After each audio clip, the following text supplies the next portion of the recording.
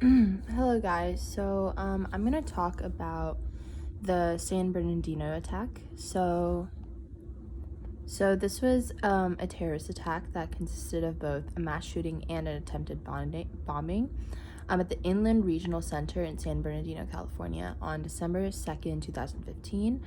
So the perpetrators were Rizwan Farouk and Tashfeen Malik, and they lived in the city of Redlands, and they went and targeted a San Bernardino County Public Health training event and the Christmas party of around 80 employees. They killed around 14 people, and around 22 people were seriously injured. So the Farouk was a U.S. born citizen, and he was of the Pakistani descent, and he was a health department employee. And Malik was a Pakistani born green card holder. Okay, so the San Bernardino attack, a lot of like the main agencies involved in the response are the San Bernardino Police Department, the San Bernardino County Sheriff's Department, the Redlands Police Department, the Inland Valley Regional SWAT and Rialto Police Department, excuse me, the Fontana Police Department, the Colton Police Department. These are just cities like around San Bernardino, the California Highway Patrol Inland Division, the Ontario Fire Department, and Explosive Ordnance Disposal, because there was a bomb threat, which they did end up detonating, and the San Bernardino City Fire Department, and the Inland County's Emergency Medical Agency. So these are just a few of the more central local agencies involved, but along with that we have like this we have the FBI, we have the Department of Homeland Security, and the government was also involved in the later response. So the head of this response, like most immediately, would be the San Bernardino Police Department and the San Bernardino County Sheriff's Department. So they would go through the incident command response. And so basically this goes as follows. Right directly under the incident command is the information officer, who basically handles all of the media inquiries and the release of information to the media. So in the case of the San Bernardino attack, they had to do so discreetly. There's a lot of information up in the air because they weren't sure at the time if it was a terrorist attack, what the motive was, etc. So the information officer would do it in multiple levels. So that would go directly to the incident command. So they worked with both local news stations, who really had the first impact of the response, along with the more national and global news. They really directly contacted them for any information from the police department about and gave updates about like if it was a terrorist attack or not.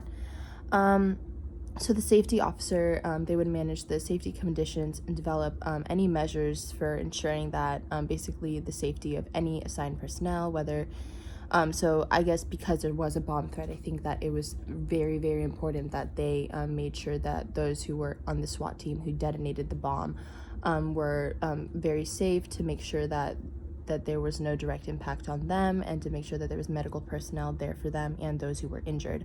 So that's the main priority of the safety officer. The liaison officer is the on-scene contact for the other agencies that are there. So the liaison officer of the San Bernardino Police County Sheriff Department would would work with both FBI, SWAT team, any other police departments around the area that came in to help. They really worked with them, medical personnel, any other agencies involved, they would work with them. So yeah. So these are the officers that are directly under the incident command. So the incident command also has 4 units that work directly under them. So under them is the planning section, and so the planning section really plans exactly how they would go into the attack. Normally, I think for this attack, especially because it was identified pretty immediately that it was a terrorist attack, they had a planned response to how they should go into it.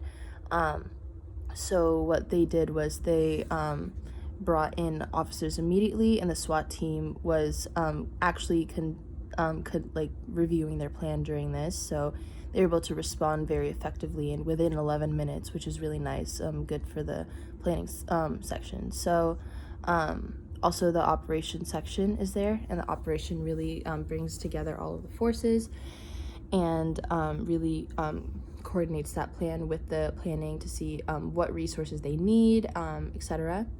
So the logistics section really worked with like the timing to make sure that everyone was there on time and that everything could happen within to see like to prioritize exactly where the attack where the injuries are most brutal, to see exactly where immediate response was needed, etc. Like for example, like where the bomb was, they wanted to detect where that was first, so the logistics section made sure to find out how to detonate that bomb first by coordinating with the SWAT team.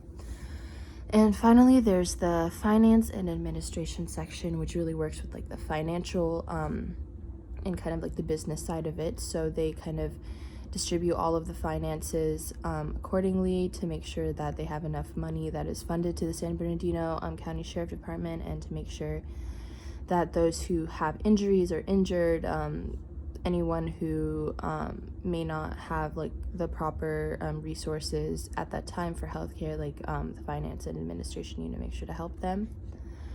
Okay, so ultimately, around 300 officers and agents from city, county, state, federal agencies responded very fast, and they were helping those who got to be evacuated.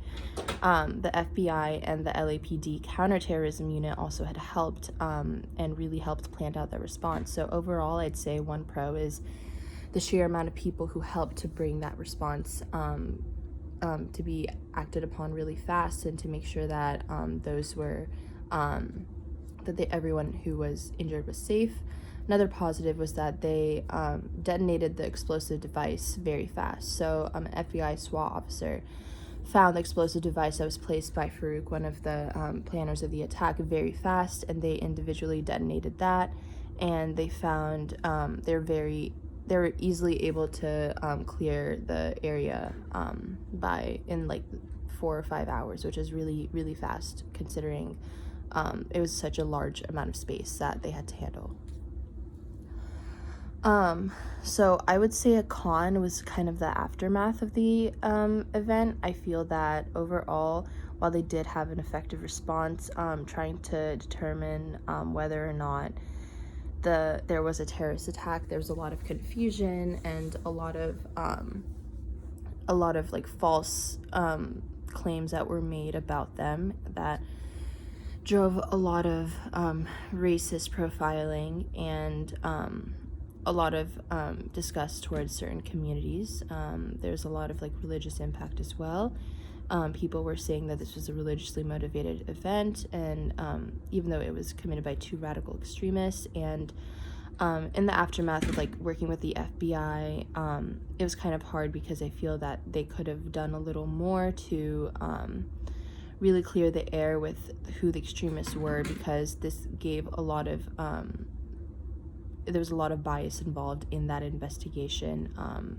I feel that if they responded with a little less bias and a little faster and more efficient, especially towards the media, I feel that like maybe the information officer could have done a better job with communicating with the media about exactly where who was involved, and be more objective with the actual cause of the attack, because there's a lot of religious like speculation of whether it was religiously motivated, which it was because it was extremist. It was kind of hard to say if it was. So I think that the information officer could do a better job with distributing the media that in the aftermath about like the cause. So yeah, overall the response was good immediately, but there was still some stuff in the aftermath that could have been better. All right, thank you.